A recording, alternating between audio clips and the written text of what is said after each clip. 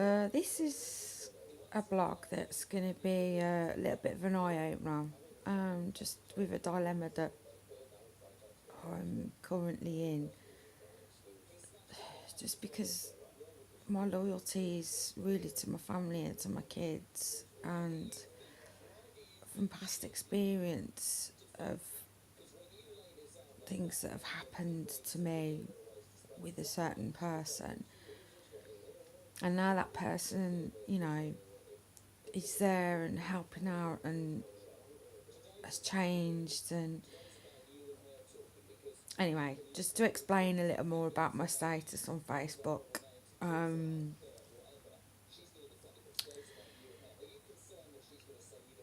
I got married on the 29th of July 2010 to Anthony.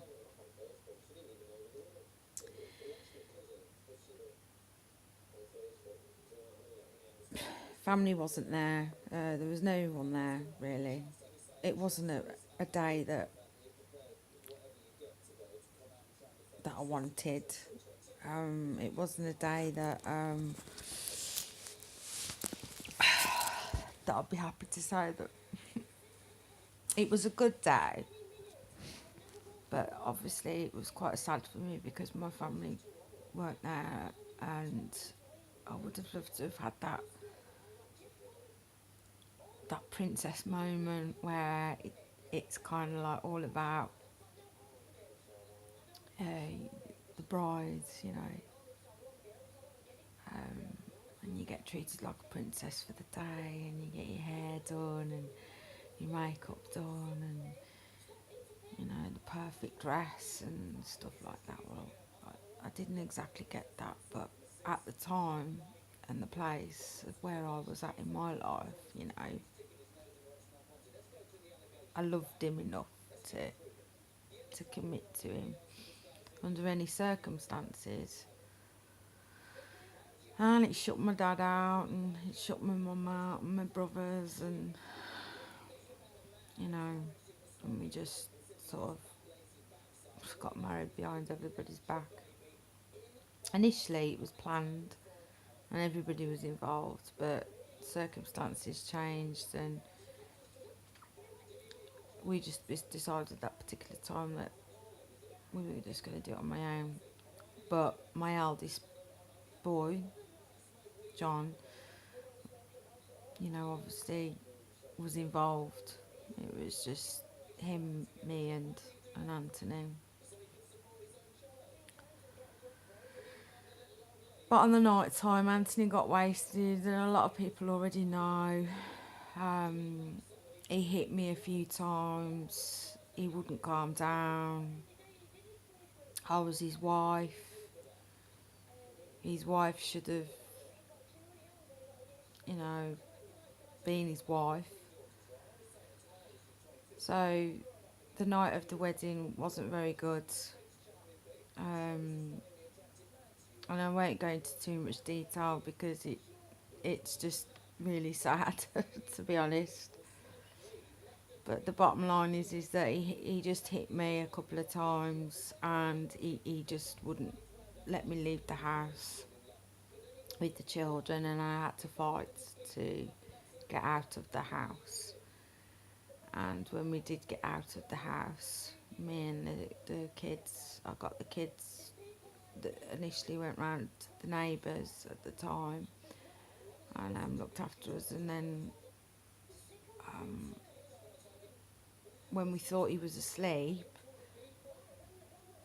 I took the kids back into the house, realised he wasn't asleep, so we came straight back out, got in the car and drove. And away we went, and the police went to arrest Anthony, and things just, unfolded from there. My main priority was my kids, and I'd managed to get them safe, and then I found myself lying to the authorities, saying that it wasn't, he didn't beat me black and blue or anything like that. I just had a bit of a puff face, and it was my mum that saw the aftermath of it all, because she was there at the time. But anyway, me and John decided to forgive him because everybody needs that chance, and he came back into our lives, and we just, moved on from there. And then we moved house, and then we were made homeless, and then we're living in a caravan, and it was just what life threw at us as a family that didn't help us rebuild any connection or relationship or anything like that. And Jonathan just built up this hatred inside slowly for him, because Anthony's very argumentative, and he just doesn't back down. It's just the way he is. You just got to learn how to say things, and learn how to do things. But you know some people are saying to me, oh, but you're very lucky that he's still around, because most men would have walked off, because obviously we had the car come into the house. We were made homeless twice in 1 year, and had to live in holiday homes and caravans, and due to somebody else's. The first time was because the landlord wanted his house back, and so we had to move into a caravan until we could find a house. And then when we did finally find a house, 6 months later a car comes crashing into it. We have to move back out again. And all these events that have happened over these past sort of like 3 or 4 years, and through most of that time I have not been well. So I haven't really been able to build up a connection with Anthony again. And even though my son John has sort of like, oh, Mum, please just get rid of him. How much more could I get rid of him? He moved out as soon as the car came into the house. He's never come back. I haven't got a relationship with him. I'm not in love with him. But at the moment, now obviously the diagnosis of cancer has made him move back into the streets, and he started doing a lot more stuff and helping out. And he's not there for me emotionally though. He does the washing up for me. He's just there doing what he feels that he wants to do. I'm not asking him to do anything, but I do wish it was my boy. I know that Jonathan has had a lot of problems, and we haven't had the best of lives, but we've had a good life, and I've always protected them, and I've always made sure that they've got everything that they need, and even lots of stuff that they just want. And I like to think that I've taken really good care of the kids, but sometimes I don't think I have, because why would Jonathan left home and not want to come back, especially now. And friends and stuff have tried their hardest to convince him to come home, and he needs to come home right now, and he's not, because he knows that Anthony's still around. But I don't really have control of that. I've accepted the help from him right now, because when I'm at my lowest moments and he's only down the road, I'm needing it, because I'm on my own. My dilemma is, do I let him continue helping me and let him believe that everything's okay, and that I'm happy for him to be there, and I'm happy for him to help, and praise him for changing, and commending him for doing really, really well with coping with the current situation of me having cancer and not being very well, and the kids are just needing somebody there to cook their dinners now and again and stuff like that. Or and accept him back into my life,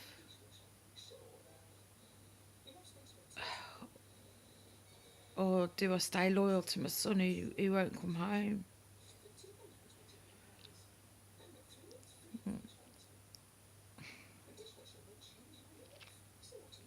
You know, my kids are here living it, and John's not.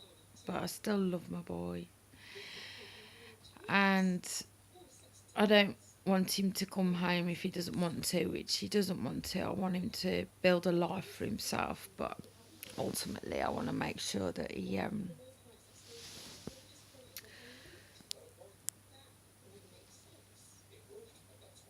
happy, and that, you know,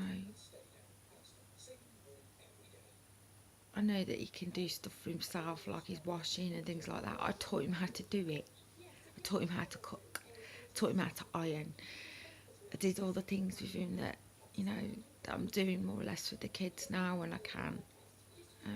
You know, my 8-year-old boy, he's learning how to iron his uniform on a low temperature, but, you know, it doesn't quite get all the creases out, but he's learning the motion of it and the routine of it, and, you know, what do I do about this man? You know, he hurt me. People say, oh, you shouldn't live in the past. You know, he's there for you now. He's doing it now. And he is. But there's a there is a lot more behind it, you know, because I just can't trust him. I know that he's no role model for my kids. You know, we are still legally married. But I don't, he's not, it's really difficult because he does such a lot to help. And in the current situation, forget about the past, forget about what's happened. You've got to remember that the dynamics of my life right now have changed absolutely everything. Everything in every possible way. I'm having to make plans for my kids' futures that I'm not going to be a part of. You know, my daughter, I'm only going to be a part of it for a short amount of time, a shorter amount of time. This is difficult, you see, because I have to talk to my kids about these blogs. Every time I do a blog, I talk to them so they know what they're expecting to see because they are watching them. So I have to talk about this one with the kids when they get home to make sure that they understand what I've said. And I don't even understand what I'm trying to say right now. I'm torn between the devil and the deep blue sea.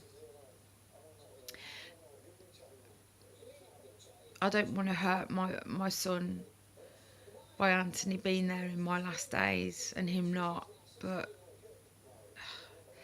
it's the not knowing of when that's going to be, and it's the not knowing what to do in this current situation.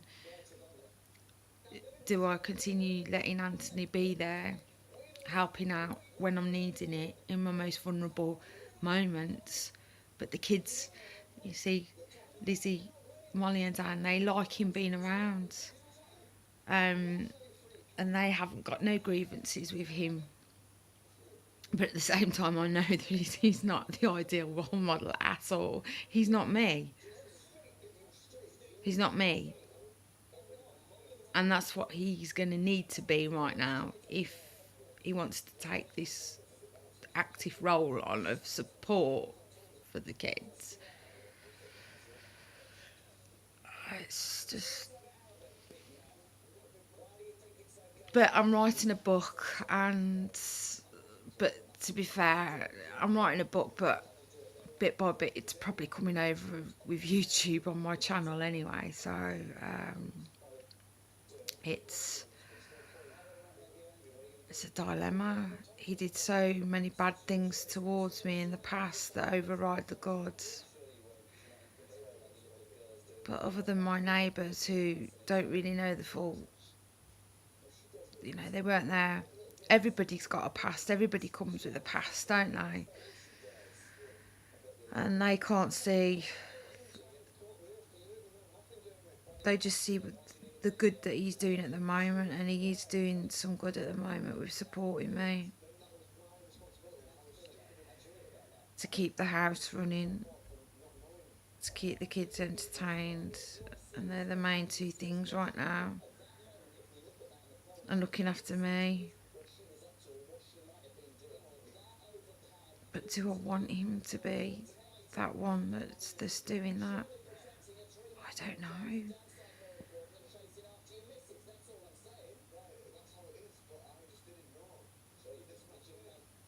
I do, but only because I need somebody, because I'm on my own. And I don't because he hurt this family and fractured my family, and I can never forgive him for that. He had affairs. He smoked the wacky backy. He New Year, he got himself completely wasted and almost spoilt my New Year, which just says it all, really. So, he keeps saying that he loves me and the kids and he wants to be there for me and the kids, but he keeps messing up. So that clearly says to me, that you're just not good enough. But anyway,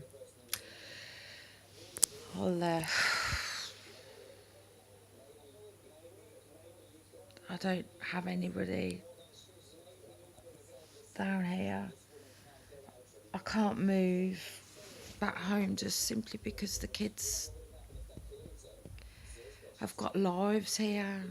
Liz is doing well in school, Molly's doing well in school, Daniel's doing well. They've got a little community going on in the street because it's a very quiet close that we live in. Very close knit. We've had 2 new neighbours come in and I think they're feeling the pressure of our clickiness. I'm in that clicky group for the first time ever in my life. That's keeping the kids rooted.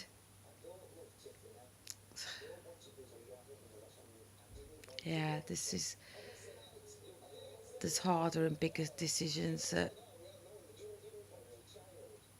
I've still yet to make. I've still got to go through, but my kids are at the first and forefront of it. And it's just knowing what's to do for the long term, not the short term. Long time. Yeah, what do you do when someone's let you down for all the time that you've known them? And then something serious happens in your life and then they begin to step up to the mark. I think that's what I'm trying to say, is that he's stepping up to the mark now, but I don't know if I don't know if I want it now. Too little, too late. But I'll talk to my kids and hopefully I'll get to speak to John later today and just take it from there. So yeah, talk to you soon.